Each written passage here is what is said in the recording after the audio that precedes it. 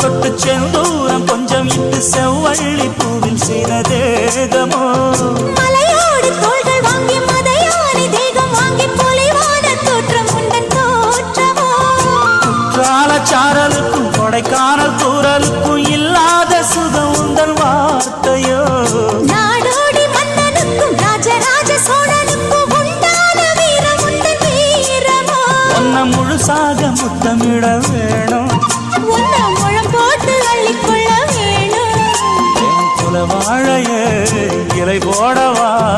ஏதின்னும் தாமதம் அடி மீனா பொண்ணு